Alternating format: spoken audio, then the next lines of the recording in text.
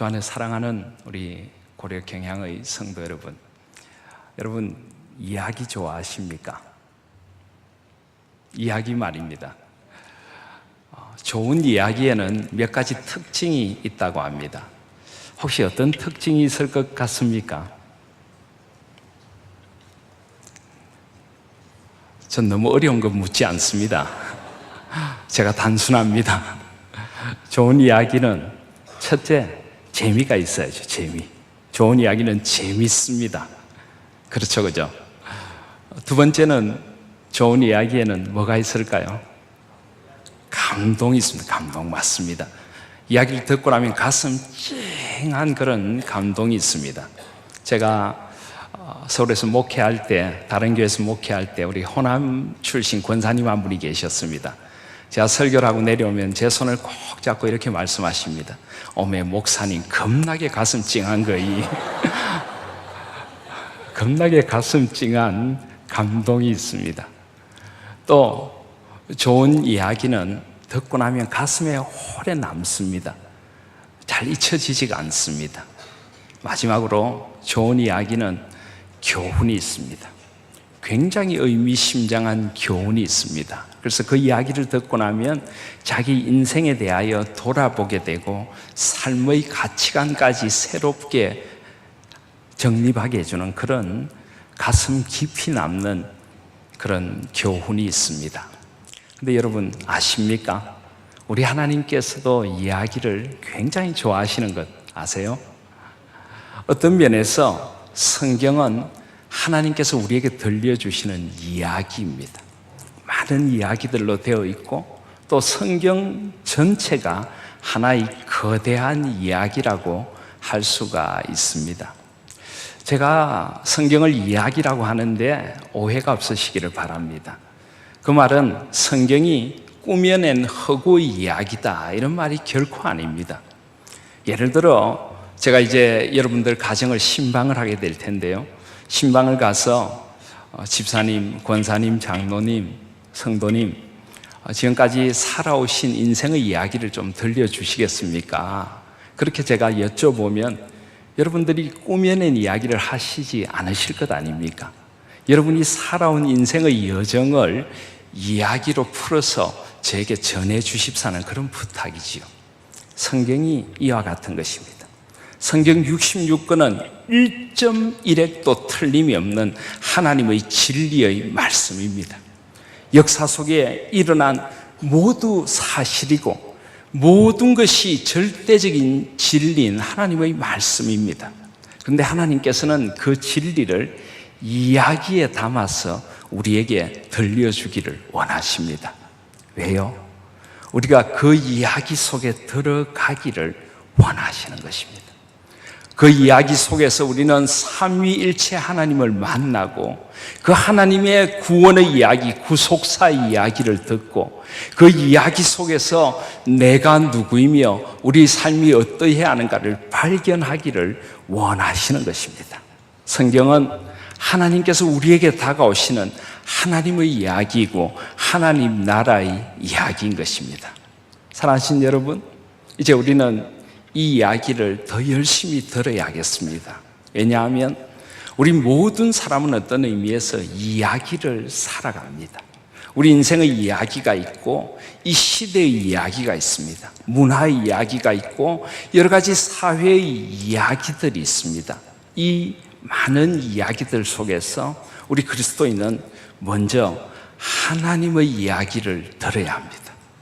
삼위일체 하나님이 어떤 분이신가를 만나야 하고 하나님의 나라가 어떻게 임하는가를 만나야 하며 그 이야기 속에서 우리는 우리의 삶의 이야기를 만들어내 가야 하는 것입니다.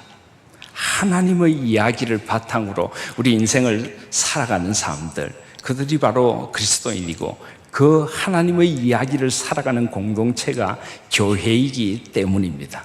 하나님 나라의 이야기, 저는 그 이야기를 여러분들에게 들려드리고 싶습니다. 오늘 말씀도 바로 그런 이야기 가운데 하나입니다. 오늘 마태복음 20장은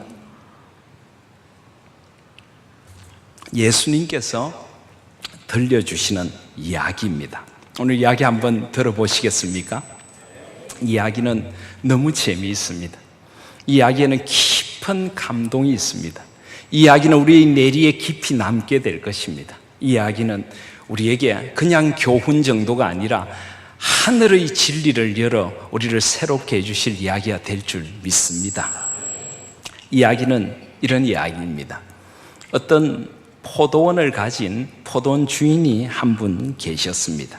근데 이 포도원 주인이 아마 그 포도원에 일할 품꾼들이 많이 필요했나 봅니다. 20장 1절을 보시면 천국은 마치 품꾼을 얻어 포도원에 들여보내려고 이른 아침에 나간 집주인과 같아. 이른 아침, 보통 이 팔레스타인, 이 유대 땅의 사람들은 아주 더운 지방이고 또 하루에 길게 일을 했습니다. 그래서 이른 아침이라고 하면 보통 새벽 6시부터 일을 시작하게 됩니다. 그리고 날이 저물면 일을 마칩니다. 그 시간이 한 저녁 6시쯤 됩니다.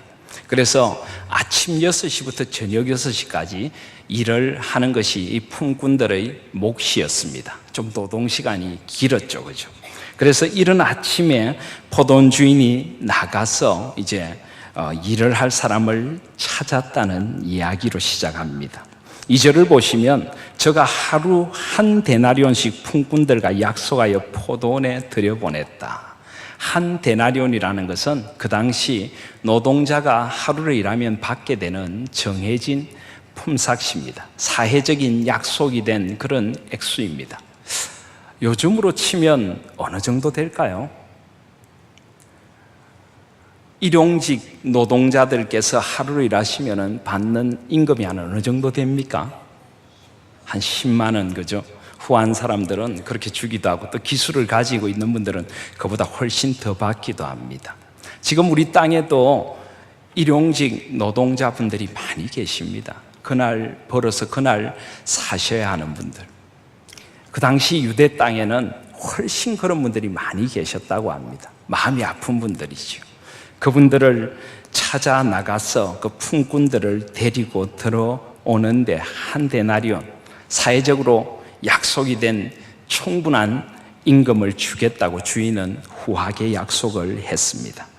그런데 3절에 보면 또 제3시에 나가보니 장터에 놀고 섰는 사람들이 또 있는지라. 3시면 몇 시일까요? 9시 맞습니다. 우리 확실히 경양교회 성도님들은 성경을 잘 아십니다.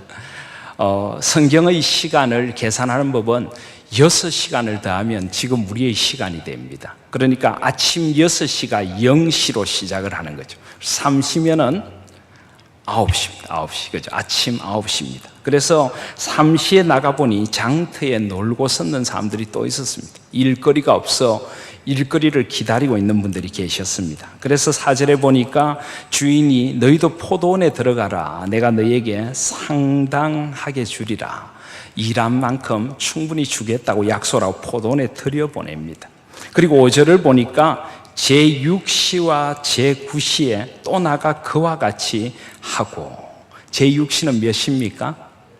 낮 12시. 제9시는요? 오후 3시입니다.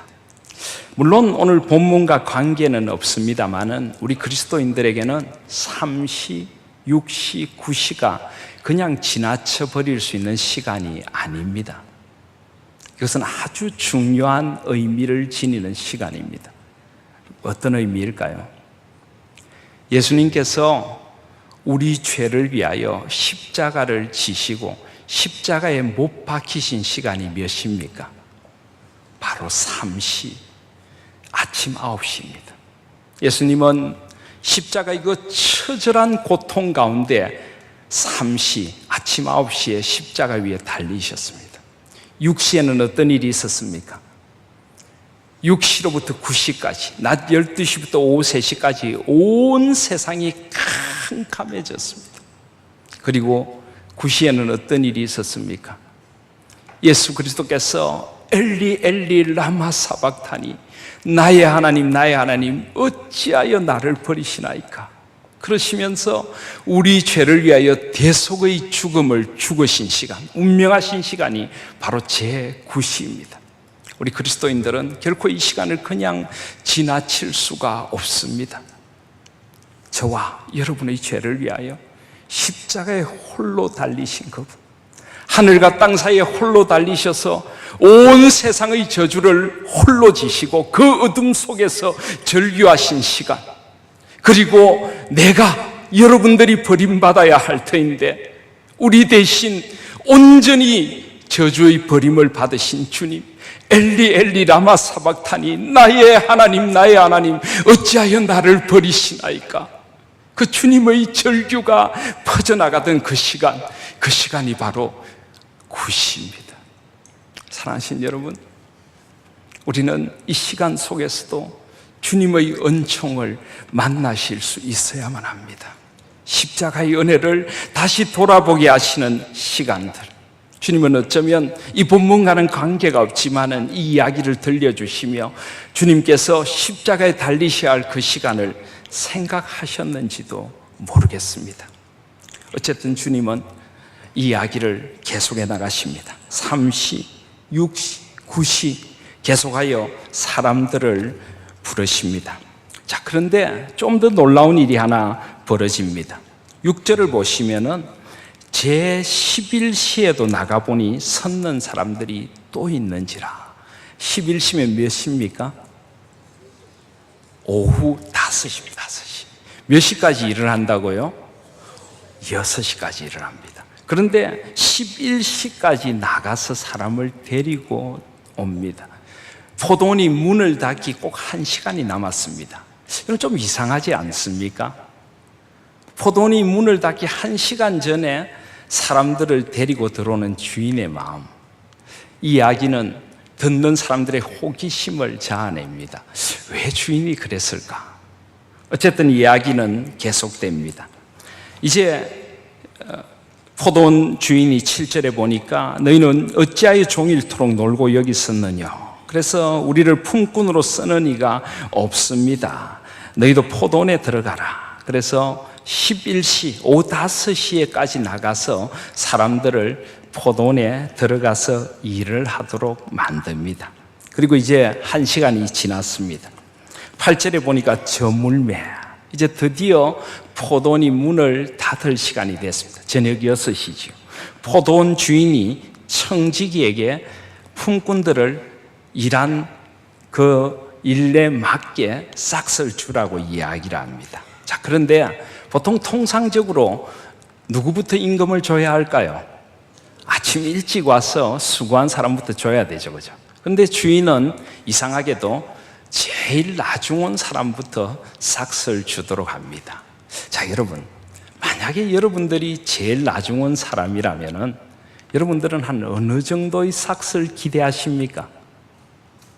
한 얼마 정도 받으시면 좋으실 것 같아요? 예? 얼마요?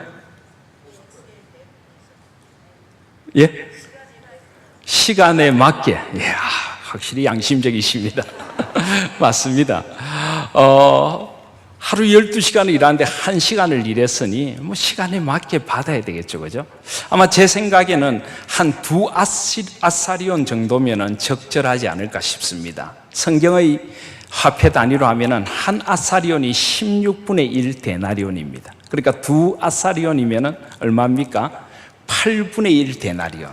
하루 종일 일한 사람이 한 데나리온을 받는데 뭐 8분의 1만 받아도 그죠? 언감생심 충분한 것이지요. 그래서 그런 기대를 하며 앞으로 나아갔을 것입니다. 그런데 제일 나중 온 사람들이 얼마를 받았다고요? 오늘 본문에 보니까 제11시에 온 자들이 9절에 한 데나리온씩을 받았다. 여러분, 1시간을 일했는데 하루 종일 일하면 주어지는 임금인 한 데나리온이 주어졌답니다. 이게 어떻게 된 겁니까? 만약에 여러분들이 11시에 온 분들이라면 기분이 어떨 것 같아요? 아마 요즘 우리 청년들 같으면 이렇게 이야기할 겁니다. 대박, 대박. 요즘 대박이란 말을 많이 써죠. 대통령께서도 통일은 대박이다. 뭐 이렇게 사용을 하시더라고요. 대박이다. 아마 그렇게 생각을 했을 겁니다. 아마 좀 양심적인 사람이라면은 호주머니를 뒤졌을지 모르겠습니다. 거스름 돈을 드려야 되는 것 아닌가? 이걸 받아야 될지 말아야 될지. 근데 주인은 받으라 그럽니다. 이걸 받아 들고는 그냥 주체할 수 없는 기쁨. 이런 일이 정말 대박의 기쁨을 누렸을 것입니다. 자, 그런데 이걸 옆에서 보고 있는 사람들이 있습니다. 누굽니까? 9시에 온 사람, 6시에 온 사람, 3시에 온 사람, 이른 아침부터 일하는 사람. 그 사람들 마음에는 어떤 생각이 들었을까요? 이건 대박이 아니라 왕대박이죠, 그죠? 이야, 제일 마지막에 온 사람이 한 데나리온을 받아? 그럼 도대체 저 주인이 얼마나 후한 사람일까? 이야, 나는 얼마를 받게 될까? 혹시 2데나리온, 3데나리온까지 받을지도 몰라. 아마 그런 기대에 들떠서 임금 받을 순서를 기다렸을 것입니다. 그런데 어떻게 됐습니까? 결과는 웬걸요? 그분들도 똑같이 한 데나리온씩을 받게 됩니다. 10절에 보시면 먼저 온 자들이 와서 더 받을 줄 알았더니 저희도 한 데나리온씩 받은지라. 왕대박이 아니라 쪽박이죠, 그죠? 똑같은 한 데나리온을 받게 됩니다. 여러분, 그러니까 기분이 어땠겠습니까? 여러분이 만약에 아침 일찍부터 와서 일한 사람이라면 기분이 어떠실 것 같아요? 기분이 좋지 않죠, 그죠? 이럴 수가 있는가? 그래서 원망하는 마음이 생겼습니다. 11절에 보니까 받은 후 집주인을 원망하여 가로되. 당연하죠, 그죠? 원망의 마음이 생겨서 12절에 보니까 나중 온 이 사람들은 1시간만 일하였거늘 저희를 종일 수고와 더위를 견딘 우리와 같게 하였습니까? 어떻게 이럴 수가 있습니까? 불공평합니다. 1시간 일한 사람하고 하루 종일 이 더위에 일한 사람을 어떻게 같이 취급할 수 있습니까? 하고 주인에게 항의를 합니다. 그런데 주인의 대답이 참 묘합니다. 13절에 보시면 주인이 그 중의 한 사람에게 대답하여 가로되 친구여, 내가 내게 잘못한 것이 없노라. 내가 나와 한 데나리온의 약속을 하지 아니하였느냐. 맞는 말이죠, 그죠? 분명히 한 데나리온 주기로 약속했는데 내가 그 약속을 지켰지 않습니까? 내가 무엇을 잘못했습니까? 그러면서 14절에 보니까 당신 것이나 가지고 가십시오. 그리고 나중 온 이 사람에게 당신과 똑같이 주는 것이 내 뜻입니다. 내 것을 가지고 내 마음대로 할 수 없다는 말입니까? 이렇게 이야기를 합니다. 아무도 항의를 할 수가 없죠. 주인은 정당한 것입니다. 그리고 이 이야기는 끝이 납니다. 그러면서 예수님께서 16절에 보시면 이런 묘한 말씀을 하나 덧붙이십니다. 이와 같이 나중된 자로서 먼저 되고 먼저 된 자로서 나중되리라. 좀 더 직역하면 첫째가 꼴찌가 되고 꼴찌가 첫째가 되리라. 이런 말씀을 덧붙이면서 예수님의 너무나 재미있는 이야기는 끝이 납니다. 여러분, 이야기 재미있으십니까? 재미있죠, 그죠? 예수님 이야기는 진짜 재미있습니다. 여러분들 성경을 좀 재미있게 읽으실 수 있기를 바랍니다. 얼마나 예수님의 이야기가 우리 가슴 속에 깊이 남는지요. 자, 그런데 예수님께서 이 이야기를 들려주신 것은 재미만을 위해서는 아닙니다. 하나님이신 그분께서 들려주고 싶은 아버지의 마음이 있기 때문에 이 말씀을 들려주시는 것입니다. 자, 그렇다면 여러분, 이 이야기는 무엇에 관한 이야기입니까? 예수님이 이 이야기를 들려주시는 의도는 무엇일까요? 이 이야기는 무엇을 우리에게 가르치고자 주시는 이야기입니까? 공정한 임금에 대하여 말씀하시는 것입니까? 사회의 노동법에 대하여 가르치시는 걸까요? 아닙니다. 이야기는 무엇에 대한 것입니까? 말씀 속에 정답이 있습니다. 20장 1절을 한번 보실 수 있기를 바랍니다. 20장 1절을 보시면 천국은 마치 품꾼을 얻어 포도원에 들여보내려고 이른 아침에 나간 집주인과 같다. 이야기는 무엇에 관한 이야기라고요? 천국. 천국에 관한 이야기입니다. 지금 예수님은 천국이 어떤 곳인가, 하나님 나라의 원리가 무엇인가, 이 이야기를 들려주시고 싶어서 이야기를 시작하신 것입니다. 마태복음에는 천국이라고 하는 말이 36번이 나옵니다. 근데 여러분 아십니까? 마태복음 말고 다른 곳에 성경에서는 천국이란 말이 나오지 않습니다. 물론 꼭 한번 나오긴 합니다. 디모데후서 4장 18절에 보면은 천국이라고 하는 말이 한번 나오기는 나옵니다. 디모데후서 4장 18절을 보면요, 주께서 나를 모든 악한 일에서 건져내시고 또 그의 천국에 들어가도록 구원하시니니 그에게 영광이 세세 무궁토록 있을지어다. 아멘.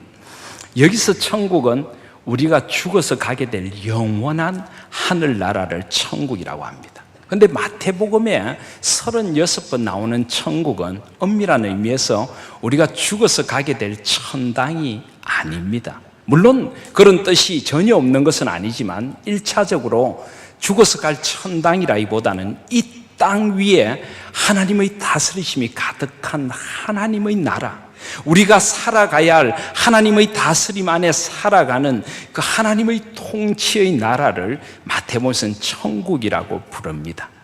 결국 다른 성경에 하나님의 나라라고 하는 것을 마태복음은 천국이라고 부르고 있다는 것입니다. 그 이유는 마태복음은 유대인들 공동체, 이 구약을 아주 신성시하는 그런 공동체에 주어진 예수 그리스도에 관한 말씀입니다. 유대인들은 성경을 조금 오해를 해가지고 예수님 당시에는 이 바리새인들의 영향으로 하나님이라는 이름을 사용하는 것을 굉장히 두렵게 생각했습니다. 그래서 하나님이란 이름을 덜먹이는 것 자체를 불경하다고 생각했습니다. 그래서 사도 마태께서는 그 유대인의 공동체에 예수 그리스도의 복음을 주시면서 이 하나님 나라라는 표현을 의도적으로 피하고 있습니다. 그래서 하나님 나라는 원래 그리스어로 바실레이아 투 데우라고 하는데 그 대신 바실레이아 톤 우라논, 하늘나라라는 표현을 대신해서 쓰고 있습니다. 물론 마태복음에도 하나님 나라라고 하는 것이 나옵니다. 그런데 일부러 의도적으로 하나님 나라는 최소화시키고 있습니다. 예를 들어 마태복음 19장 33절 34절을 보시면요, 예수님께서 똑같은 걸 이야기하시면서 앞에는 천국이라고 합니다. 마태복음 19장 23절에 보시면 부자는 천국에 들어가기가 어렵다라고 하시고, 마태복음 19장 24절에 부자가 하나님의 나라에 들어가는 것보다 쉬우니라. 물론 여기 부자라는 것은 이 세상에 부를 가진 사람, 가지지 않은 사람이 아니라 하나님께 부요하냐 세상에 부요하냐 그 차이를 말하는 것이지요. 어쨌든 마태복음 19장을 보시면 천국과 하나님의 나라를 23절과 24절에 교차적으로 사용해서 그 천국이 하나님의 나라라는 것을 보여줍니다. 이처럼 하나님의 나라란 건 마태복음에 단 4번만 나오고, 또 먼저 그 나라와 그의 의를 구하라, 그 나라라는 말이 한 번 나오고, 나머지 36번은 전부 천국으로 나옵니다. 그러니까 여러분들이 마태복음을 읽으시면서 천국이라고 하는 말이 나오면 1차적으로 우리가 죽어서 갈 저 천당이 아니라 이 땅에 임하는 하나님의 나라라는 것을 아시고 읽으셔야 합니다. 지난주에도 말씀드렸지만은 예수님께서 이 땅에 오신 이유는 바로 하나님의 나라를 새롭게 하시기 위해서 오신 것입니다. 하나님의 나라는 삼위 하나님, 성부 하나님께서 만드신 나라이고, 인간의 죄와 타락으로 비뚤어진 그 나라를 성자 예수 그리스도께서 오셔서 온전히 구원하시고 회복하신 나라이고, 성령 하나님께서 지금도 새롭게 하시는 나라, 그 나라가 바로 하나님의 나라인 것입니다. 우리를 구원에 초청하시는 것은 그 하나님의 나라 안으로 들어와서 먼저 나의 삶에 하나님의 나라가 임하기를 원하시는 것입니다. 나의 가치관, 나의 인생을 살아가는 이유, 나의 모든 것이 하나님의 나라로 새롭게 되기를 원하시는 것입니다. 오늘 제가 오후에도 그런 말씀을 전하려고 합니다. 천국의 나그네, 우리는 이 땅에서 하나님의 나라를 살아가는 나그네들인 것입니다. 우리는 이 땅이 우리 삶의 모든 것이 아니기 때문에 다른 가치, 다른 소망, 다른 꿈을 꾸며 하나님의 나라를 이 땅에서 살아가는 천국의 나그네 들인 것입니다. 그리고 하나님께서는 우리를 통하여 우리가 선 모든 자리에 우리의 직장, 우리의 가정, 우리의 사회, 우리의 경제, 우리의 문화 모든 것에 하나님이 원하시는 의와 진리와 평강이 임하기를 원하시는 것입니다. 하나님의 질서가 온 세상을 새롭게 하여서 진정한 공의의 세상, 진정한 평강의 세상, 진정한 기쁨의 세상이 이 땅에 임하기를 원하시는 것입니다. 그것이 바로 하나님 나라의 비전인 것입니다. 오늘 그래서 예수님께서 들려주시는 이 천국의 이야기도 바로 하나님 나라의 새로운 질서를 우리에게 가르쳐 주시는 말씀임을 먼저 명심하실 수 있기를 바랍니다. 하나님의 나라. 예수님 바로 그 이야기를 들려주시고 그 하나님의 나라로 우리를 지금 초대하고 계신 것입니다. 자, 그렇다면 이 본문 속에 나타난 하나님의 나라는 어떤 나라입니까? 여러분, 먼저 한번 하나님 나라의 가치에 대하여 생각해 볼 수 있기를 원합니다. 오늘 이 포도원 품꾼은 포도원 주인은 누구일까요? 바로 하나님 나라의 주인이신 하나님이십니다. 구약에도 보면 이스라엘 하나님의 나라를 포도원에 자주 비유를 하십니다. 바로 이 포도원 주인은 하나님 나라의 주인이신 하나님 아버지이십니다. 그런데 이 하나님 아버지이신 바로 이 포도원 주인은 사람들을 끊임없이 찾으러 나가시는 분이십니다. 3시에도 6시에도 9시에도 11시에도. 자, 여러분, 이 포도원 주인의 관심이 일에 있었을까요? 사람에 있었을까요? 일에 있었다면 절대 11시가 되었어도 사람들을 부르러 나가지 않을 것입니다. 이 포도원 주인의 관심은 일에 있는 것이 아니라 사람에 있습니다. 바로 하나님 아버지의 마음은 일에 있는 것이 아니라 사람에 있다는 것을 보여주고 계신 것입니다. 하나님 나라는 일에 있는 것이 아니라 사람에 있다는 것을 보여주고 계시는 것입니다. 여러분, 한번 생각해 보십시오. 여러분이 만약에 포도원 주인이라면은 여러분들 품꾼을 구하러 나가서 어떤 사람들을 먼저 데리고 올 것 같습니까? 아주 빠릿빠릿해 보이고 일 잘하게 보이고, 그죠? 아주 좀 젊고 건장한 이런 사람들을 먼저 하나하나 불러오게 될 것입니다. 자, 그렇다면 오후 3시가 되도록, 오후 5시가 되도록 부름을 받지 못한 사람은 어떤 사람들일까요? 아마 몸이 굉장히 약한 분들이실 것입니다. 연로하신 어르신일 수도 있습니다. 장애를 가지신 분들일 수도 있습니다. 하루 종일 인력시장에 서 있어도 아무도 불러주는 사람이 없는 인생의 낙오자이고 실패자 된 분들일지도 모르겠습니다. 세상의 논리로 볼 때 아마 오후 3시가 되어서 인력시장에 서 있는 그분들의 마음속에는 눈물이 흘러내리고 있었을 것입니다. 오늘도 아무도 나를 찾아주는 사람이 없구나.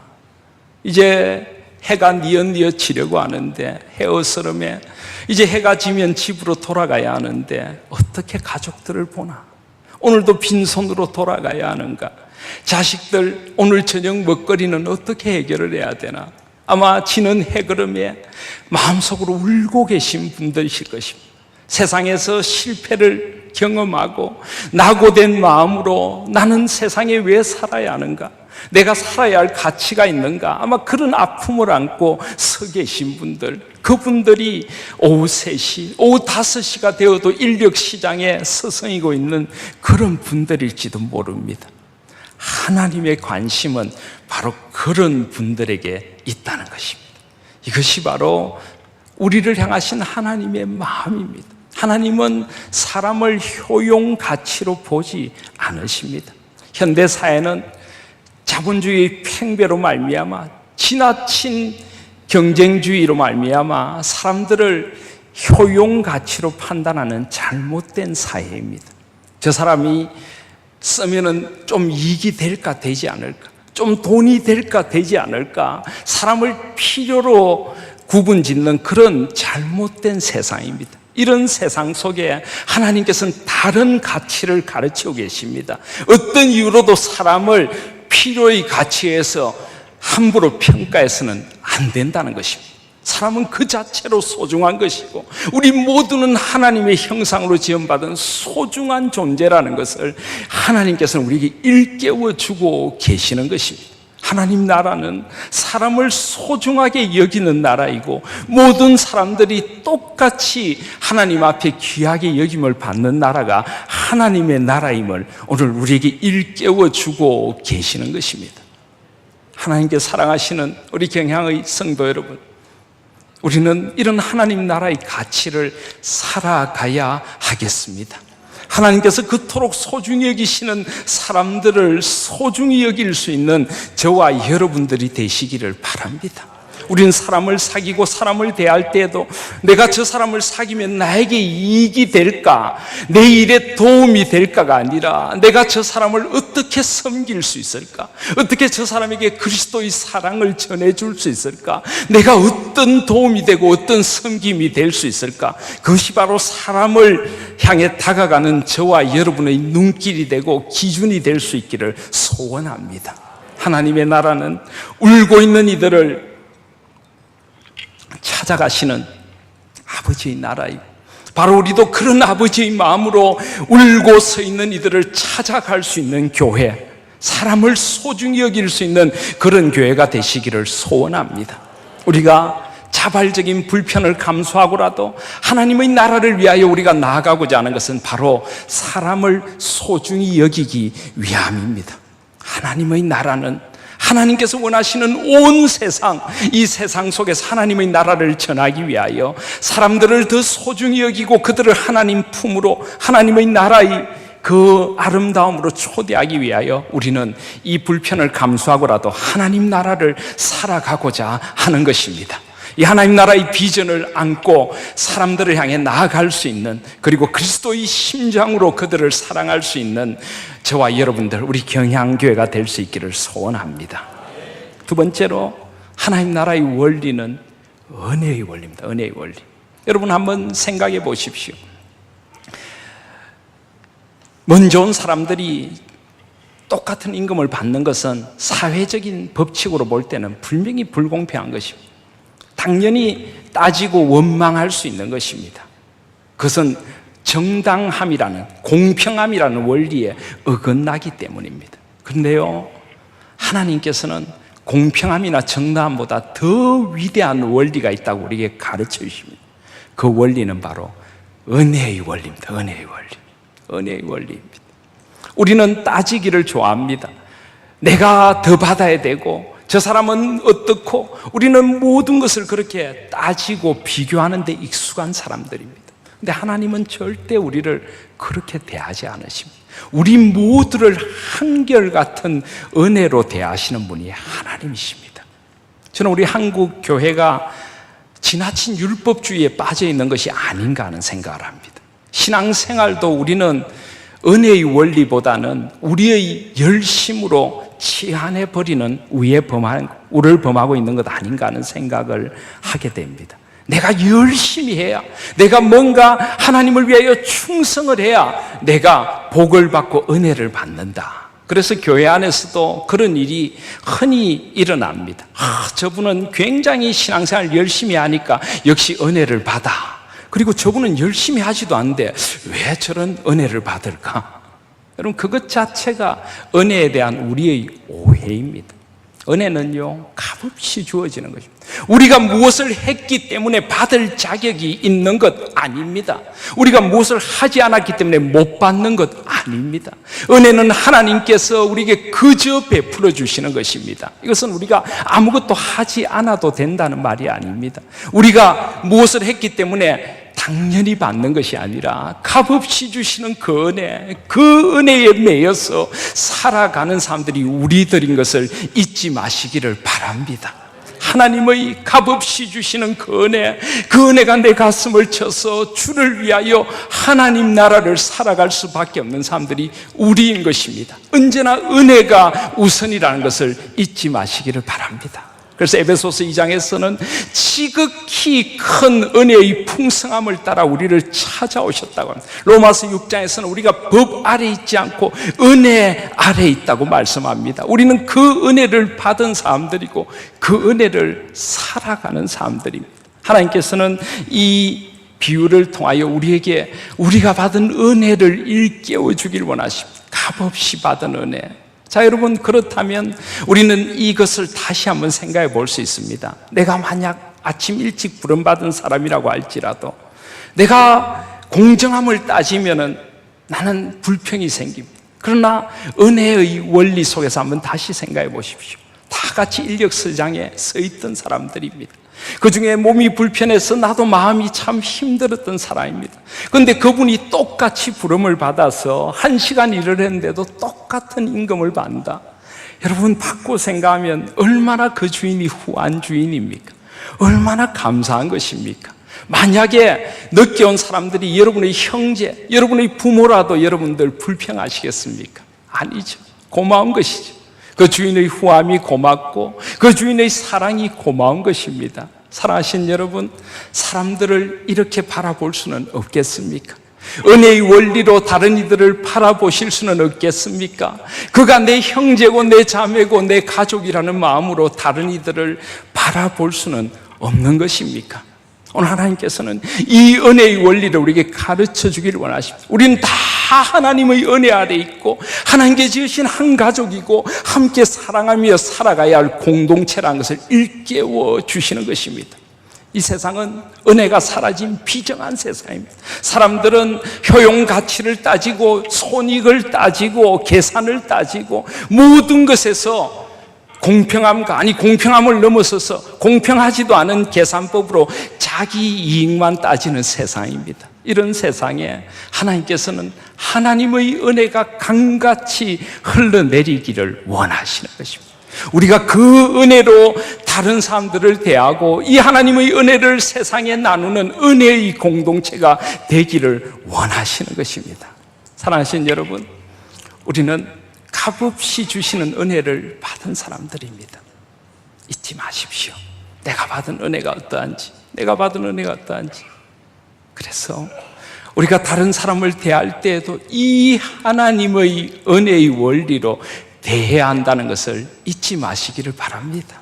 아니, 아버지의 마음입니다. 아버지께서 지금 우리에게 말씀하십니다. 사람들을 좀 은혜로 대해줄 수는 없겠니? 그렇게 따지고 그렇게 이익을 계산하며 꼭 사람들을 대해야 하겠니? 좀 은혜로 사람들을 대해줄 수는 없겠니?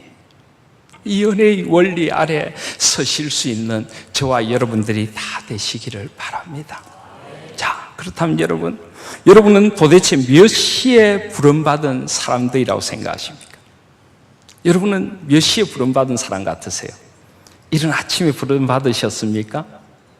아니면 3시에, 9시에, 6시에 언제 부름받으셨습니까? 저는 제가 오후 5시, 11시에 부름받은 사람이라고 생각합니다. 아니, 우리 모두가 그 마음으로 이 세상을 살아갔으면 참 좋겠습니다. 여러분, 11시에 부름받은 사람의 마음에는 어떤 마음이 있을까요? 고마운 뿐이죠. 고마움. 미안한 뿐입니다. 나 같은 걸 포도원의 문을 닫기 직전에 불러주셔서 일하게 해주시는 것도 고맙고, 똑같은 임금을 주시는 것도 고맙고, 그저 황송한 마음, 그것이 바로 11시에 부름받은 사람의 마음일 것입니다. 우리가 아마 이 마음으로 하나님의 나라를 섬긴다면 저와 여러분의 마음에 늘 감사한 뿐일 것입니다. 삶이 감사함이죠. 저와 여러분의 마음에 늘 은혜뿐일 것입니다. 삶이 은혜이지요.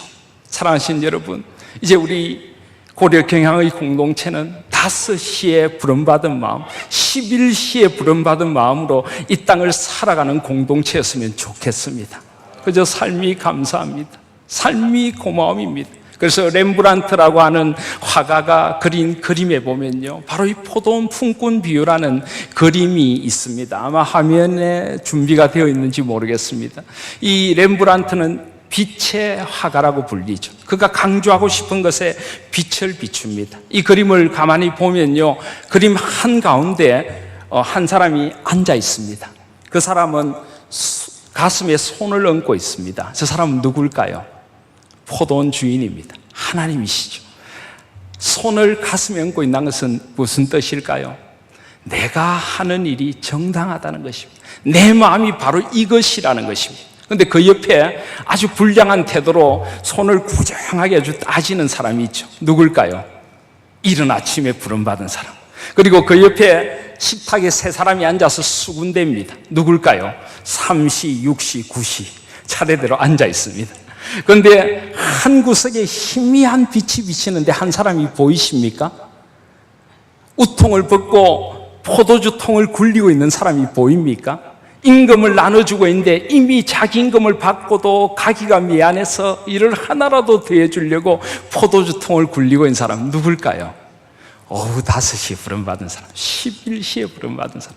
저는 우리들이 저 마음으로 하나님 나라를 섬겼으면 좋겠습니다. 저 마음으로 서로 감사하고 서로 고마워하고 함께 서로를 격려하며 하나님 나라의 공동체, 천국의 공동체를 우리 교회에서부터 이루어갈 수 있는 저와 여러분들 되시기를 주님의 이름으로 소원합니다. 이제 말씀을 맺겠습니다. 제가 고신대학에서 학생들을 가르칠 때 제가 가르친 학생 가운데 정재문이라고 하는 학생이 있습니다. 재문이는 선천성 시각장애를 가지고 있습니다. 앞이 전혀 보이질 않습니다. 고신대학교 교회음악과 성악 전공의 학생입니다. 재문이는 원래 국악을 했던 학생인데 주님을 만나고 이 주님의 은혜가 전하고 싶어서 주님의 은혜를 전하고 싶어서 성악으로 전공을 바꾸어서 저 아프리카의 선교사로 가기를 원하는 학생입니다. 그런데 재문이가 제 수업에 들어와서 저희 마음을 참 아프게 했습니다. 하루는 재문이가 수업 시간에 저에게 묻더라고요. 제가 파워포인트를 보여주니까 교수님 보여주시는 게 뭐예요? 재문아, 파워포인트란다. 파워포인트가 어떻게 생겼어요? 참 마음이 아팠습니다. 어느 날인가 저에게 묻더라고요. 교수님 잘생겼어요? 제가 재문이 보고 재문이가 나보다 더 잘생겼어. 그랬더니 재문이가 제가 잘생겼어요 하면서 자기 얼굴을 만지더라고요. 제가 재문이에게 물었습니다. 재문아, 학교 수업 마치면 집에 가니? 하니까 재문이가 아니요, 저는 장애인 시설에 갑니다. 왜 장애인 시설에 가니? 제 동생도 선천성 시각장애입니다. 그래서 엄마 아빠가 맞벌이로 일을 해야 되고 할머니가 동생을 봐야 되고 집에 아무도 저를 돌볼 사람이 없어 저는 매일 장애인 시설에서 생활을 합니다. 참 이 재문이가 저희 마음을 아프게 했습니다. 근데 어느 날 봄비가 내리는 날이었는데요, 제 마음이 좀 울적했습니다. 그래서 수업을 하다가 재문이에게 제가 이렇게 이야기를 했습니다. 재문아, 찬양 하나 불러줄래? 그러니까 재문이가 제가요? 그래, 재문이 찬양이 듣고 싶어. 그래서 수업 시간에 재문이가 손을 더듬거리며 제 손을 잡고 교탁에 나와 섰습니다. 그리고는 아무거나 불러도 돼요. 그래, 재문이가 제일 좋아하는 찬양 불러봐. 재문이는 보이지 않는 눈을 허공을 향해 들면서 이 찬양을 부르기 시작했습니다. 나를 지으신 이가 하나님, 나를 부르신 이가 하나님, 나를 보내신 이도 하나님, 나의 나된 것 다 하나님 은혜라. 나의 달려갈 길 다가도록, 나의 마지막 호흡 다하도록 나로 그 십자가 품게 하시. 나의 나된 것 다 하나님 은혜라. 한량 없는 은혜, 갚을 길 없는 은혜, 내 삶을 애워싸는 하나님의 은혜, 나 주저함 없이 그 땅을 밟음도 나를 붙드시는 하나님의 은혜. 그 재문이가 하나님의 은혜를 노래합니다. 한량 없는 은혜, 갚을 길 없는 은혜, 내 삶을 애워싸는 하나님의 은혜. 허공을 쳐다보면서 재문이도 울며 그 노래를 부르고 그 노래를 듣고 있는 저도 학생들도 우리 모두는 울었습니다. 내 삶을 애워싸는 하나님의 은혜. 사랑하신 여러분, 이 한량없는 은혜에 매여서 한 생을 살아가지 않으시겠습니까? 하나님 나라의 은혜. 저는 우리 공동체가 이 은혜의 물결이 강같이 흐르는, 늘 그리하여 가슴에 먹먹함이 있고 이 은혜 때문에 사람들을 사랑으로 섬길 수밖에 없고 하나님 나라를 살아갈 수밖에 없는 그런 은혜의 공동체 될 수 있기를 주님의 이름으로 소원합니다.